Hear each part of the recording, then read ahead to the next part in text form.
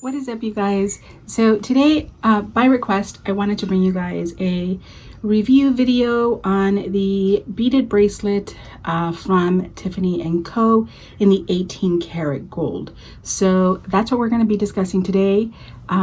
Let's get started. I did want to do this video because it was requested.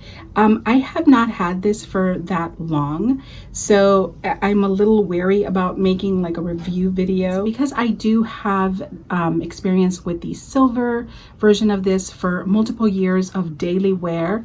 That is actually what prompted me to purchase it in the gold. So far, I don't have anything negative to say about this bracelet.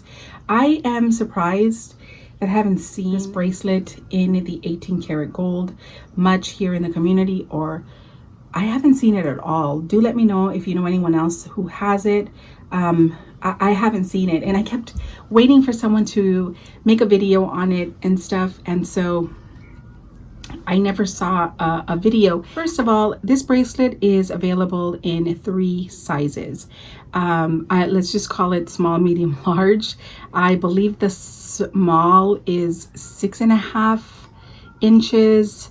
The next one up might be 7 inches. And then this one is 7.25 inches, I believe. I'm not 100% sure, but I do know that I have it in the largest size. I did want to discuss sizing because that is kind of where I am going to have to take this bracelet in to get it sized. When I purchased this bracelet, I did not have my silver bracelet with me. I had already gifted it to my daughter, and so I kept trying to remember, what size it was, and I kept trying it on this arm, and I liked how it moved on this arm. And because I always intended on just wearing this one alone on this arm, I thought, oh, you know what, that's fine.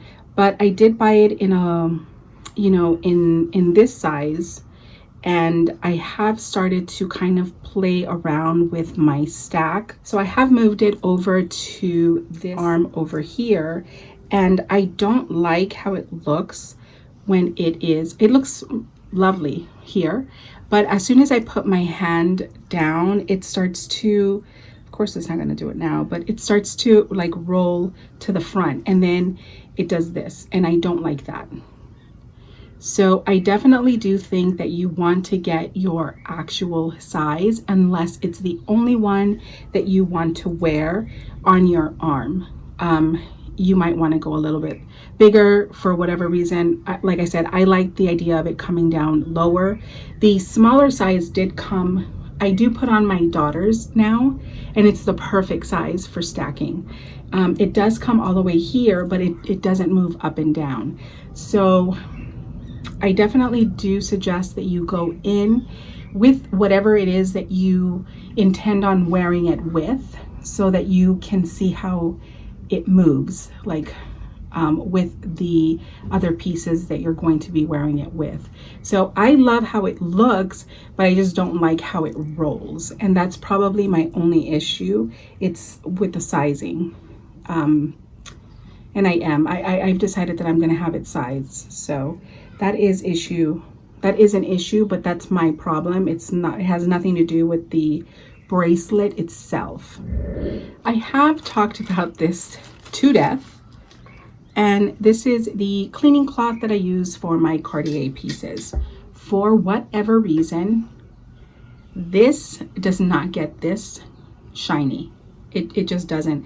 I don't know if it's because the beads are like really small and it's really hard to tackle every individual one. I don't see this like getting my gold like sparkly and stuff. Is that a deal breaker for me? Not necessarily. It isn't at all. It's confusing because I don't know why. This cleans my Cartier pieces amazingly, but it does nothing for this beaded bracelet. Like, I wish that I could get it to like sparkle and stuff again, and it just doesn't. It kind of ends up getting dull. It like quickly, and there is no like buffing it. Even the heart, I don't think, I don't see it getting shiny or anything. It always looks like well worn, which is fine. It doesn't look awful or anything. I have also noticed that because the sizing on this one is a little bit big, I do tend to hit it a lot. Like if I'm in the kitchen cooking or washing dishes and stuff, and I just kind of set something down, I do feel it like moving around a lot where I'm banging it on the counters. So the sizing is a big issue. Do get your correct sizing. I will say if you have like a larger wrist, about 8 inches, like this won't actually fit you. I don't know if they can extend it. I'm sure they can, but they only make it up to 7.25, I want to say, or is it 7.5? I don't know if you guys watch My First Luxury. She's amazing. She does a lot of videos and close-ups to jewelry pieces. And one of the things that, you know, she was talking about a Tiffany piece, and it was 100% correct. They don't have any like beautiful clasps or anything of the sort. It's just pretty simple. No defining markings. It's actually kind of sad once you realize that it's not something that they go the extra mile in. I don't know why they do that. I really don't. So the clasp is very simple. Even I worry that this clasp may not hold up, to be honest. But I don't think that that's a fair statement, just because, like I said, I have my silver one and I haven't had any issues with that whatsoever. And now my daughter has it. And the only issue that she had with the silver one is that the heart came off. Now that is a scary like idea, but I assure you that it came off because she twisted it off. She is, wow. Yeah, she started twisting it and it came off. That did happen with the silver one. We did locate the heart, so that is something that we are going to have repaired. It did freak me out when it first happened to her, but then, you know, she did come clean and she did tell me that she was twisting it. So could be a concern. If you see the way that it is, I don't know, held together, it doesn't look like super sturdy, if I'm being honest. It looks rather thin. And so I would be wary of that if you want to do it as a gift to like a younger girl of some kind, or even if yourself, you know, I know that sometimes things can be, you know, kind of like we tend to fidget, and somebody might decide to do that. I don't know who, my daughter, and that could be a problem, but it never happened to me. I wore it day in, day out. I wear this one day in, day out, and I don't take it off for any reason other than to kind of maybe swap my hands, wear it here or here, but I never take it off. This is something that's always on my arm, and I haven't had any issues with it. Where I will say it is very sturdy is on the interior of the chain. That one is very sturdy. Like, it feels really well done. So I don't worry about this snapping. My daughter, when it's on my arm, because it's long, sometimes she'll like pull on it and stuff, and it feels very sturdy. So let's talk a little bit about price point with regards to this one. When I purchased it, it was not at its current price point. I believe it is now at $2K for this piece. This piece right here does weigh 10 grams. At $2K, I feel that that's pretty decent. Because of these small just include this version, you would pay over double for this versus this.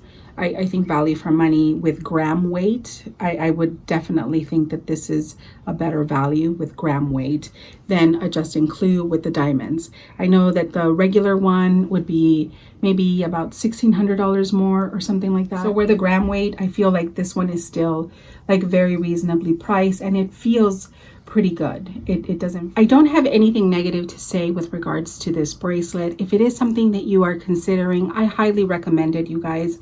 I think that it is a very beautiful piece that I think is kind of underrated. I know a lot of people have it in the silver, and I definitely think that it's worth purchasing in the gold. If you love 18 karat gold, I think that it is something that I genuinely do think, because it is a piece that you will wear all of the time. I know that my silver one I wore all of the time. I'm not sure how everyone else wears their pieces, but if you're looking for something that is hard wearing, something that you don't have to worry about taking on and off, I think that this is an amazing piece to add. I highly, highly recommend it. And it's a very iconic piece to the brand. And the prices continue to go up with Tiffany and Company. I know that from the first time that I considered it to the time that I actually purchased it, it has gone up about $500. So I wouldn't wait around on this one like I did. I would just kind of go for it. It really is a good day-to-day bracelet. It's a great mom bracelet.